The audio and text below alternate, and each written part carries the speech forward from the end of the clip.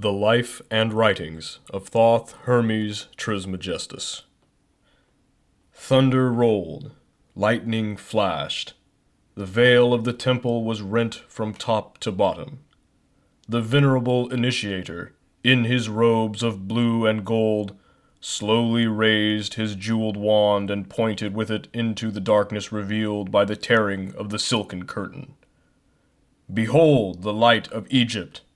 The candidate in his plain white robe gazed into the utter blackness framed by the two great lotus-headed columns between which the veil had hung. As he watched, a luminous haze distributed itself throughout the atmosphere until the air was a mass of shining particles. The face of the neophyte was illumined by the soft glow as he scanned the shimmering cloud for some tangible object. The initiator spoke again. "This light which ye behold is the secret luminance of the mysteries. Whence it comes none knoweth, save the master of the light. Behold him!" Suddenly, through the gleaming mist, a figure appeared, surrounded by a flickering greenish sheen. The initiator lowered his wand and, bowing his head, placed one hand edgewise against his breast in humble salutation. The neophyte stepped back in awe, partly blinded by the glory of the revealed figure. Gaining courage, the youth gazed again at the Divine One. The form before him was considerably larger than that of a mortal man. The body seemed partly transparent so that the heart and brain could be seen, pulsating and radiant. As the candidate watched, the heart changed into an ibis, and the brain into a flashing emerald. In its hand, this mysterious being bore a winged rod entwined with serpents. The aged initiator, raising his wand, cried out in a loud voice, "All hail thee, Thoth Hermes, thrice greatest! All hail thee, Prince of Men! All hail thee, who standeth upon the head of Typhon!" At the same instant, a lurid, writhing dragon appeared, a hideous monster, part serpent, part crocodile, and part hog. From its mouth and nostrils poured sheets of flame, and horrible sounds echoed through the vaulted chambers. Suddenly Hermes struck the advancing reptile with the serpent-wound staff, and with snarling cry the dragon fell over upon its side, while the flames about it slowly died away. Hermes placed his foot upon the skull of the vanquished Typhon. The next instant, with a blaze of unbearable glory that sent the neophyte staggering backward against a pillar, the immortal Hermes, followed by streamers of greenish mist, passed through the chamber and faded into nothingness. Suppositions concerning the identity of Hermes. Iamblichus averred that Hermes was the author of 20,000 books. Manetho increased the number to more than 36,000, see James Gardner. Figures which make it evident that a solitary individual, even though he be overshadowed by divine prerogative, could scarcely have accomplished such a monumental labor. Among the arts and sciences which it is affirmed Hermes revealed to mankind were medicine, chemistry, law, art, astrology, music, rhetoric, magic, philosophy, geography, mathematics, especially geometry, anatomy, and oratory. Orpheus was similarly acclaimed by the Greeks. In his Biographia Antiqua, Francis Barrett says of Hermes, quote, "If God ever appeared in man, he appeared in him, as is evident both from his books and his Pymander, in which works he has communicated the sum of the abyss and the divine knowledge to all posterity, by which he has demonstrated himself to have been not only an inspired divine, but also a deep philosopher, obtaining his wisdom from God and heavenly things, and not from man." End quote.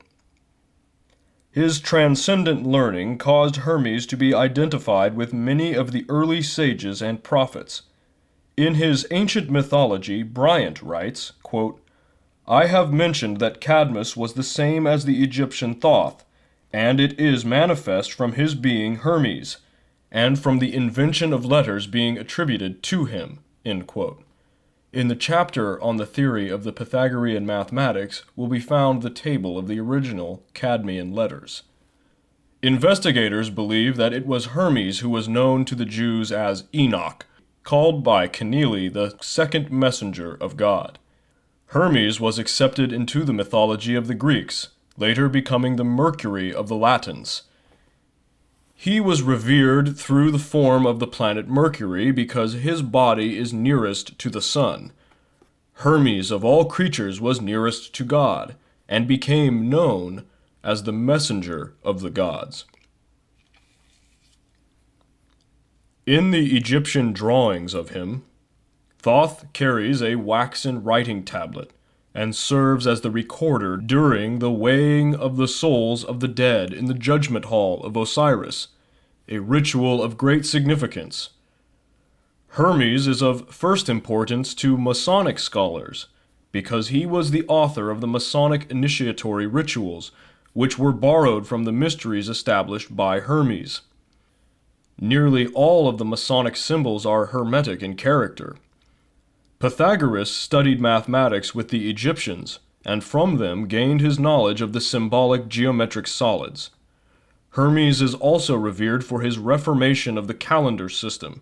He increased the year from 360 to 365 days, thus establishing a precedent which still prevails. The appellation thrice greatest was given to Hermes because he was considered the greatest of all philosophers, the greatest of all priests, and the greatest of all kings. It is worthy of note that the last poem of America's beloved poet Henry Wadsworth Longfellow was a lyric ode to Hermes. See Chambers' Encyclopedia. The Mutilated Hermetic Fragments. On the subject of the Hermetic books, James Campbell Brown, in his History of Chemistry, has written, quote, "Leaving the Chaldean and earliest Egyptian periods, of which we have remains but no record, and from which no names of either chemists or philosophers have come down to us, we now approach the historic period, when books were written, not at first upon parchment or paper, but upon papyrus. A series of early Egyptian books is attributed to Hermes Trismegistus, who may have been a real savant, or may be a personification of a long succession of writers. He is identified by some with the Greek god Hermes and the Egyptian Thoth or Tuti, who was the moon god, and is represented in ancient paintings as ibis-headed, with the disk and crescent of the moon. The Egyptians regarded him as the god of wisdom, letters, and the recording of time. It is in consequence of the great respect entertained for Hermes by the old alchemists that chemical writings were called hermetic, and that the phrase hermetically sealed is still used to designate the closing of a glass vessel by fusion, after the manner of chemical manipulators. We find the same root in the Hermetic medicines of Paracelsus and the Hermetic Freemasonry of the Middle Ages." End quote. Among the fragmentary writings believed to have come from the stylus of Hermes are two famous works. The first is the Emerald Table, and the second is the Divine Pymander, or, as it is more commonly called, the Shepherd of Men, a discussion of which follows. One outstanding point in connection with Hermes is that he was one of the few philosopher-priests of pagandom upon whom the early Christians did not vent their spleen. Some church fathers went so far as to declare that Hermes exhibited many symptoms of intelligence, and that if he had only been born in a more enlightened age, so that he might have benefited by their instructions, he would have been a really great man.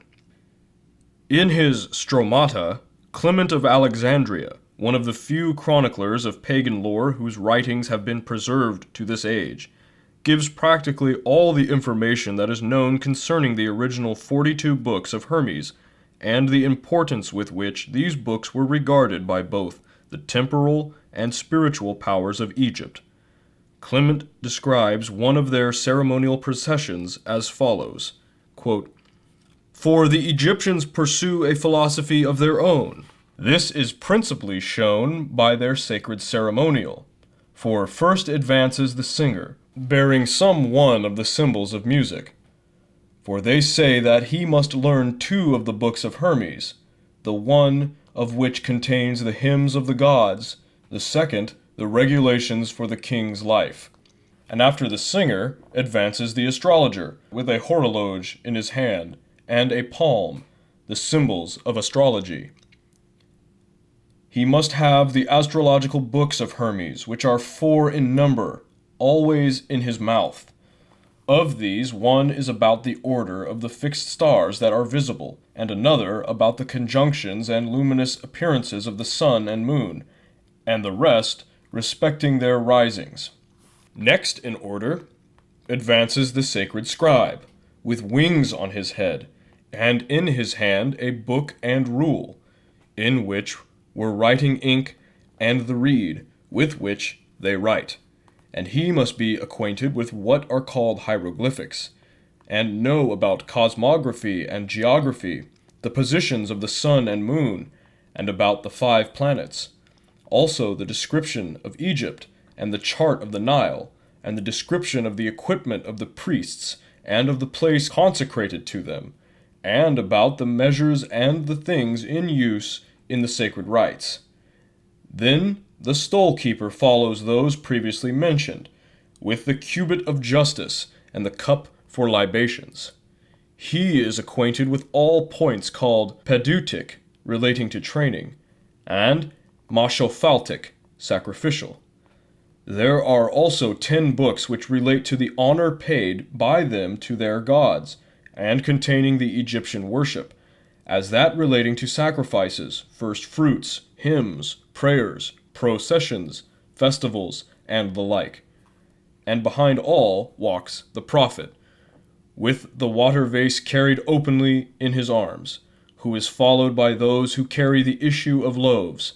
He, as being the governor of the temple, learns the 10 books called hieratic, and they contain all about the laws and the gods and the whole of the training of the priests. For the prophet is, among the Egyptians, also over the distribution of the revenues. There are then 42 books of Hermes indispensably necessary, of which the 36 containing the whole philosophy of the Egyptians are learned by the forementioned personages, and the other 6, which are medical, by the pastophori, image-bearers, treating of the structure of the body, and of diseases, and instruments, and medicines, and about the eyes, and the last about women." End quote.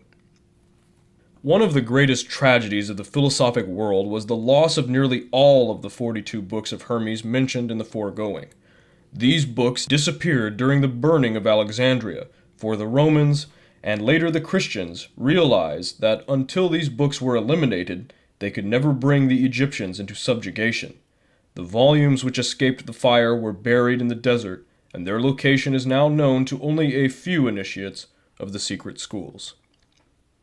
The Book of Thoth. While Hermes still walked the earth with men, he entrusted to his chosen successors the sacred Book of Thoth. This work contained the secret processes by which the regeneration of humanity was to be accomplished, and also served as the key to his other writings. Nothing definite is known concerning the contents of the Book of Thoth, other than that its pages were covered with strange hieroglyphic figures and symbols, which gave to those acquainted with their use unlimited power over the spirits of the air and the subterranean divinities. When certain areas of the brain are stimulated by the secret processes of the mysteries, the consciousness of man is extended, and he is permitted to behold the immortals and enter into the presence of the superior gods. The Book of Thoth described the method whereby this stimulation was accomplished. In truth, therefore, it was the key to immortality. According to legend, the Book of Thoth was kept in a golden box in the inner sanctuary of the temple. There was but one key, and this was in the possession of the Master of the Mysteries, the highest initiate of the Hermetic Arcanum. He alone knew what was written in the secret book. The Book of Thoth was lost to the ancient world with the decay of the mysteries, but its faithful initiates carried it sealed in the sacred casket into another land. The book is still in existence and continues to lead the disciples of this age into the presence of the immortals.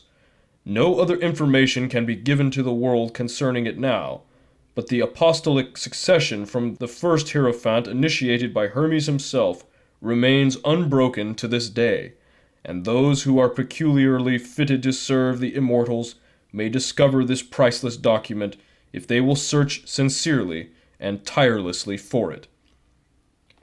It has been asserted that the Book of Thoth is, in reality, the mysterious tarot of the Bohemians, a strange emblematic book of 78 leaves which has been in possession of the gypsies since the time when they were driven from their ancient temple, the Serapeum. According to the secret histories, the gypsies were originally Egyptian priests. There are now in the world several secret schools privileged to initiate candidates into the mysteries, but in nearly every instance they lighted their altar fires from the flaming torch of Herm. Hermes, in his Book of Thoth, revealed to all mankind the one way, and for ages the wise of every nation and every faith have reached immortality by the way established by Hermes in the midst of the darkness for the redemption of humankind.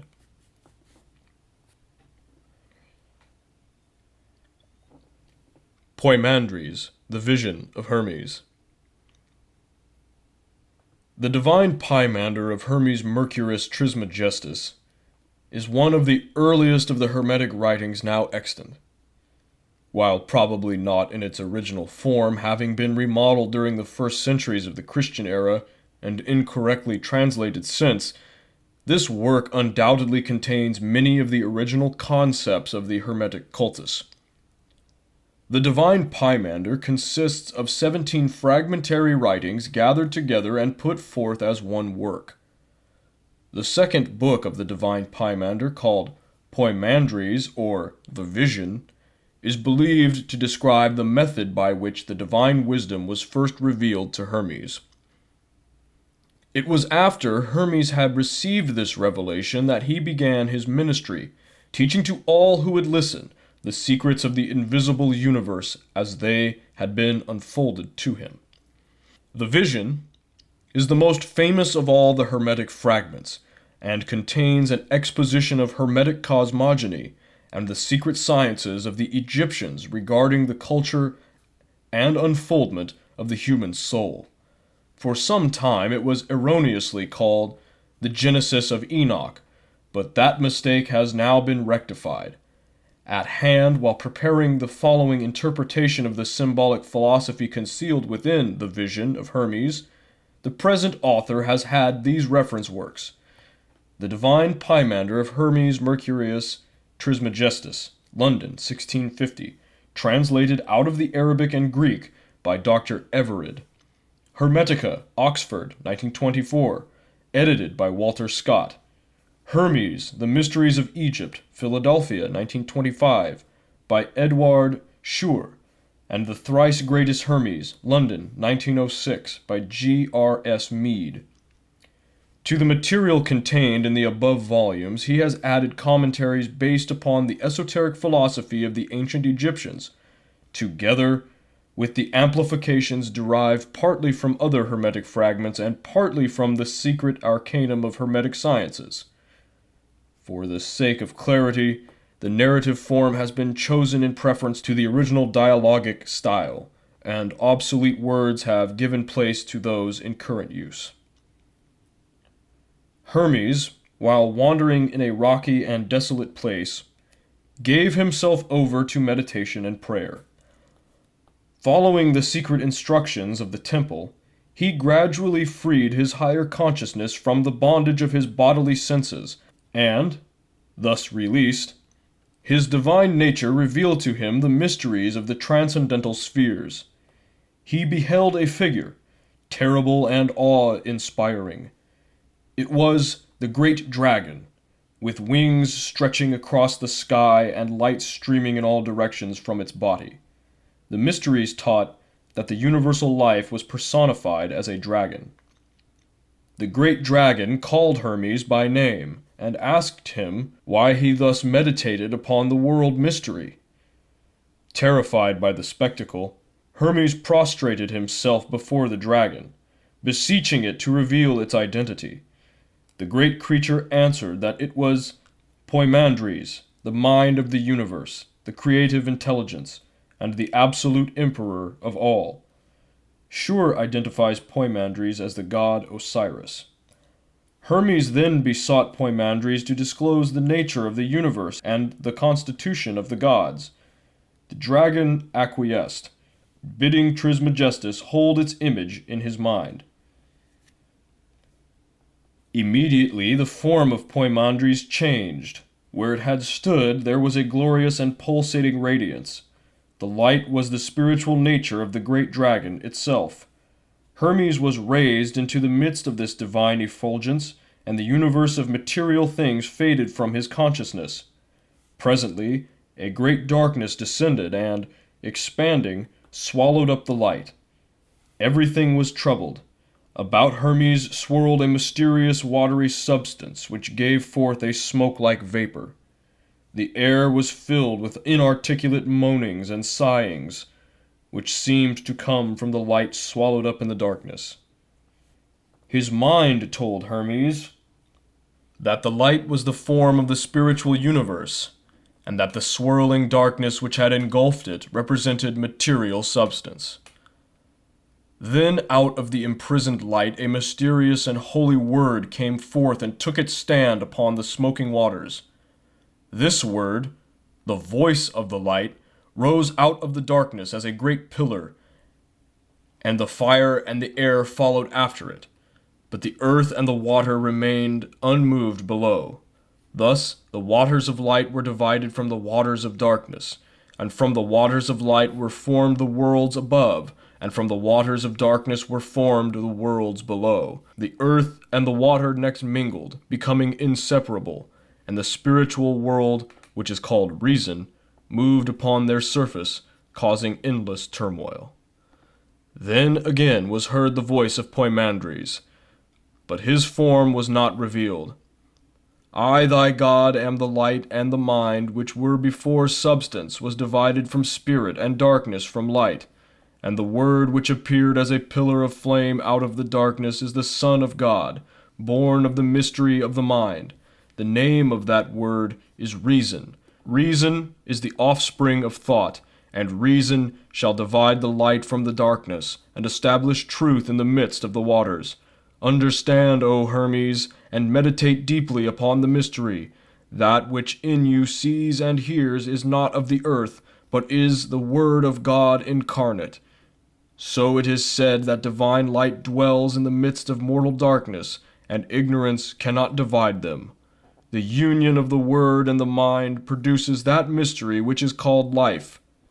As the darkness without you is divided against itself, so the darkness within you is likewise divided. The light and the fire which rise are the divine man, ascending in the path of the Word, and that which fails to ascend is the mortal man, which may not partake of immortality. Learn deeply of the mind and its mystery, for therein lies the secret of immortality. The dragon again revealed its form to Hermes, and for a long time the two looked steadfastly one upon the other, eye to eye, so that Hermes trembled before the gaze of Poimandres. At the word of the dragon, the heavens opened, and the innumerable light powers were revealed, soaring through cosmos on pinions of streaming fire. Hermes beheld the spirits of the stars, the celestials controlling the universe, and all those powers which shine with the radiance of the one, fire. the glory of the sovereign mind. Hermes realized that the sight which he beheld was revealed to him only because Poimandres had spoken a word. The word was reason, and by the reason of the word, invisible things were made manifest. Divine Mind, the dragon, continued its discourse. Before the visible universe was formed, its mold was cast. This mold was called the archetype, and this archetype was in the Supreme Mind long before the process of creation began. Beholding the archetypes, the Supreme Mind became enamored with its own thought, so taking the Word as a mighty hammer, it gouged out caverns in primordial space and cast the form of the spheres into the archetypal mold, at the same time sowing in the newly fashioned bodies the seeds of living things. The darkness below, receiving the hammer of the Word, was fashioned into an orderly universe. The elements separated into strata, and each brought forth living creatures. The Supreme Being, the Mind, male and female, brought forth the Word, and the Word, suspended between light and darkness, was delivered of another mind, called the Workman, the Master Builder, or the Maker of Things. In this manner it was accomplished, O Hermes. The Word, moving like a breath through space, called forth the fire by the friction of its motion. Therefore the fire is called the Sun of Striving. The Workman passed as a whirlwind through the universe, causing the substances to vibrate and glow with its friction. The Sun of Striving thus formed 7 governors, the spirits of the planets, whose orbits bounded the world, and the 7 governors control the world by the mysterious power called destiny, given them by the fiery Workman. When the second mind, the Workman, had organized chaos, the Word of God rose straightway out of its prison of substance, leaving the elements without reason, and joined itself to the nature of the fiery Workman. Then the second mind, together with the risen Word, established itself in the midst of the universe, and whirled the wheels of the celestial powers. This shall continue from an infinite beginning to an infinite end, for the beginning and the ending are in the same place and state. Then the downward turned and unreasoning elements brought forth creatures without reason. Substance could not bestow reason, for reason had ascended out of it. The air produced flying things, and the waters such as swim. The earth conceived strange 4-footed and creeping beasts, dragons, composite demons, and grotesque monsters. Then the Father, the Supreme Mind, being light and life, fashioned a glorious universal man in its own image, not an earthy man, but a heavenly man dwelling in the light of God. The Supreme Mind loved the man it had fashioned, and delivered to him the control of the creations and workmanships. The man, desiring to labor, took up his abode in the sphere of generation and observed the works of his brother, the second mind, which sat upon the ring of the fire, and having beheld the achievements of the fiery Workman, he willed also to make things, and his father gave permission. The 7 governors of whose powers he partook rejoiced, and each gave the man a share of its own nature. The man longed to pierce the circumference of the circles and understand the mystery of him who sat upon the eternal fire. Having already all power, he stooped down and peeped through the 7 harmonies and, breaking through the strength of the circles, made himself manifest to nature, stretched out below. The man, looking into the depths, smiled, for he beheld a shadow upon the earth and a likeness mirrored in the waters, which shadow and likeness were a reflection of himself. The man fell in love with his own shadow and desired to descend into it. Coincident with the desire, the intelligent thing united itself with the unreasoning image or shape. Nature, beholding the descent, wrapped herself about the man whom she loved, and the two were mingled. For this reason earthy man is composite. Within him is the sky man, immortal and beautiful. Without is nature, mortal and destructible. Thus, suffering is the result of the immortal man's falling in love with his shadow and giving up reality to dwell in the darkness of illusion. For, being immortal, man has the power of the 7 governors, also the life, the light, and the word. But being mortal, he is controlled by the rings of the governors, fate, or destiny. Of the immortal man it should be said that he is hermaphrodite, or male and female, and eternally watchful. He neither slumbers nor sleeps, and is governed by a father, also both male and female, and ever watchful. Such is the mystery kept hidden to this day, for nature, being mingled in marriage with the sky man, brought forth a wonder most wonderful. 7 men, all bisexual, male and female, and upright of stature, each one exemplifying the natures of the 7 governors. These, O Hermes, are the 7 races, species, and wheels. After this manner were the 7 men generated. Earth was the female element, and water the male element, and from the fire and the ether they received their spirits, and nature produced bodies after the species and shapes of men. And man received the life and light of the great dragon, and of the life was made his soul, and of the light his mind. And so all these composite creatures containing immortality, but partaking of mortality, continued in this state for the duration of a period. They reproduced themselves out of themselves, for each was male and female. But at the end of the period the knot of destiny was united by the will of God, and the bond of all things was loosened. Then all the creatures, including man, which had been hermaphroditical, were separated, the males being set apart by themselves, and the females likewise, according to the dictates of reason. Then God spoke to the Holy Word within the soul of all things, saying, Increase in increasing and multiply in multitudes, all you, my creatures and workmanships. Let him that is endued with mind know himself to be immortal, and that the cause of death is the love of the body. And let him learn all things that are, for he who has recognized himself enters into the state of good. And when God had said this, Providence, with the aid of the 7 governors of harmony, brought the sexes together, making the mixtures and establishing the generations, and all things were multiplied according to their kind. He who through the error of attachment loves his body, abides wandering in darkness, sensible and suffering the things of death, but he who realizes that the body is but the tomb of his soul, rises to immortality. Then Hermes desired to know why men should be deprived of immortality for the sin of ignorance alone. The great dragon answered, To the ignorant, the body is supreme, and they are incapable of realizing the immortality that is within them. Knowing only the body which is subject to death, they believe in death because they worship that substance which is the cause and reality of death. Then Hermes asked how the righteous and wise pass to God, to which Poimandres replied, That which the word of God said, say I, because the Father of all things consists of life and light, whereof man is made.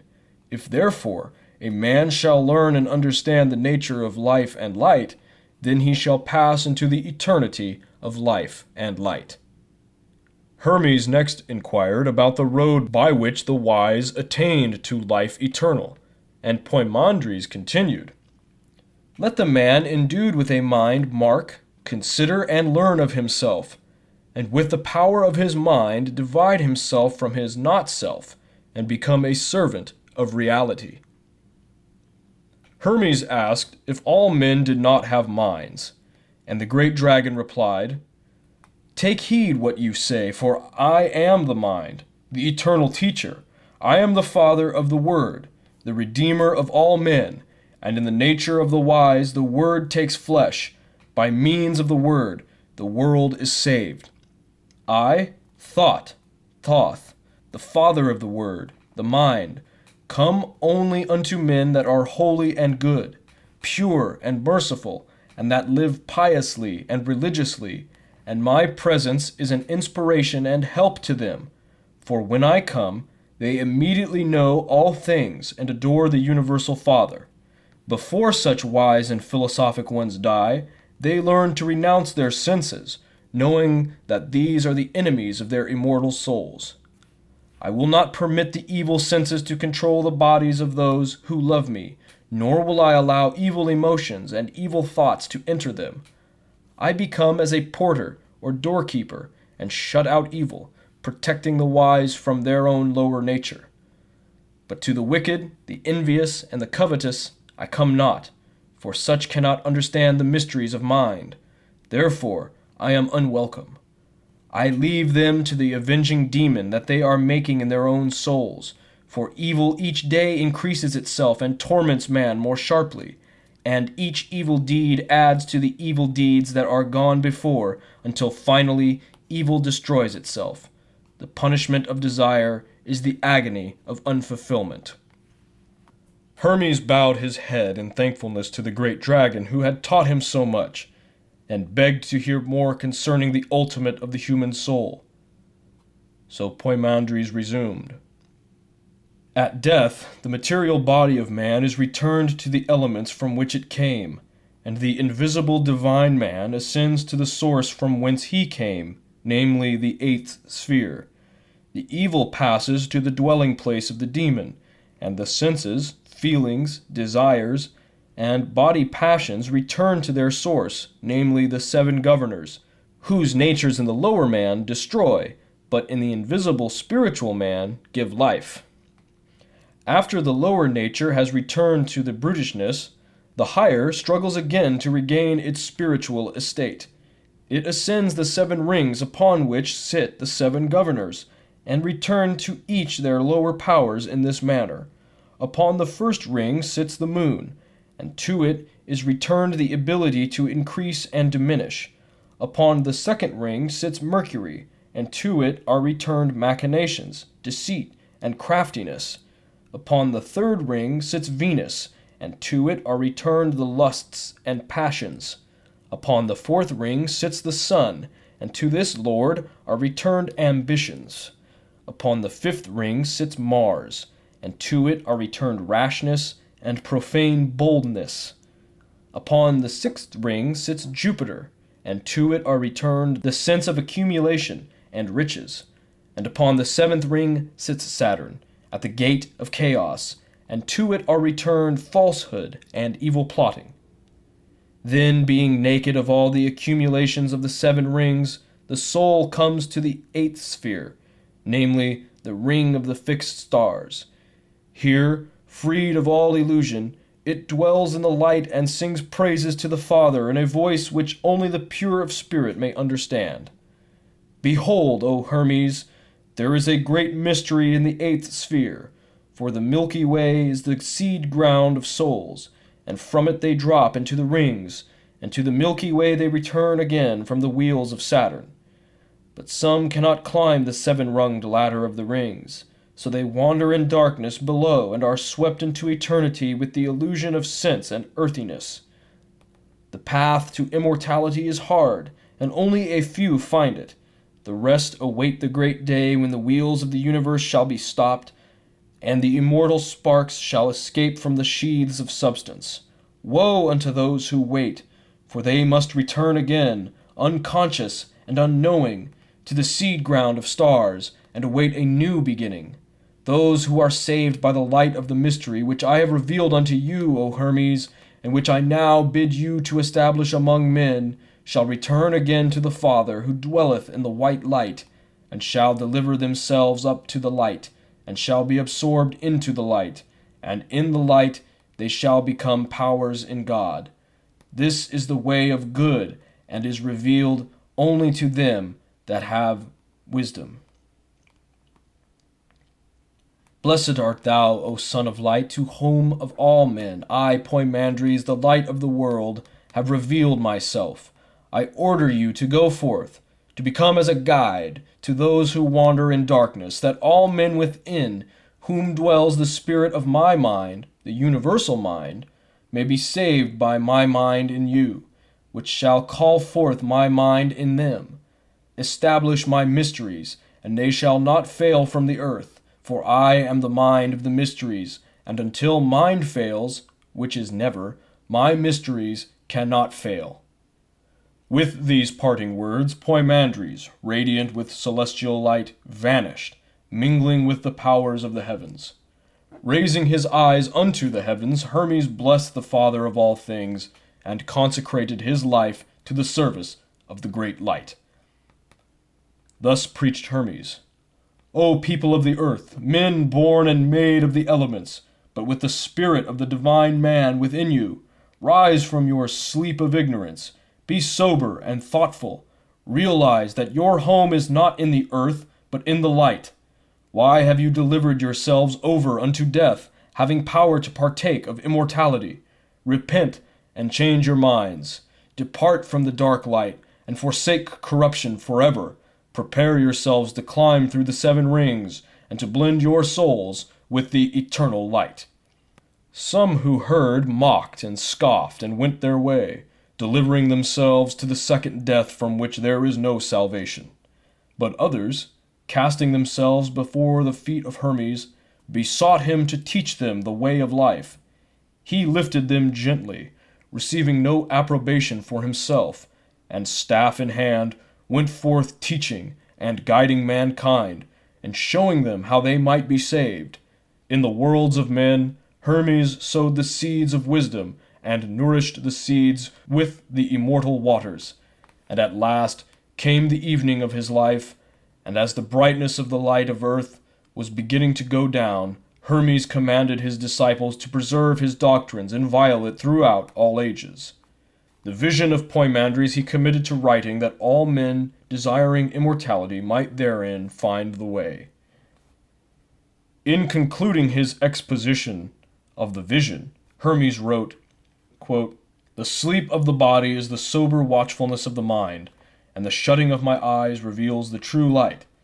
My silence is filled with building life and hope, and is full of good. My words are the blossoms of fruit of the tree of my soul, for this is the faithful account of what I received from my true mind, that is Poimandres, the great dragon, the Lord of the Word, through whom I became inspired by God with the truth. Since that day my mind has been ever with me, and in my own soul it hath given birth to the Word. The Word is reason, and reason hath redeemed me, for which cause, with all my soul and all my strength, I give praise and blessing unto God the Father, the life and the light, and the eternal good. Holy is God, the Father of all things, the one who is before the first beginning. Holy is God, whose will is performed and accomplished by his own powers, which he hath given birth to out of himself. Holy is God, who has determined that he shall be known, and who is known by his own, to whom he reveals himself. Holy art thou, who by thy word, reason, hast established all things. Holy art thou, of whom all nature is the image. Holy art thou, whom the inferior nature has not formed. Holy art thou, who art stronger than all powers. Holy art thou, who art greater than all excellency. Holy art thou, who art better than all praise. Accept these reasonable sacrifices from a pure soul and a heart stretched out unto thee. O thou unspeakable, unutterable, to be praised with silence, I beseech thee to look mercifully upon me, that I may not err from the knowledge of thee, and that I may enlighten those that are in ignorance, my brothers and thy sons. Therefore I believe thee, and bear witness unto thee, and depart in peace and in trustfulness into thy light and life. Blessed art thou, O Father, the man thou hast fashioned would be sanctified with thee, as thou hast given him power to sanctify others with thy word and thy truth." End quote. The vision of Hermes, like nearly all of the Hermetic writings, is an allegorical exposition of great philosophic and mystic truths, and its hidden meaning may be comprehended only by those who have been raised into the presence of the true mind.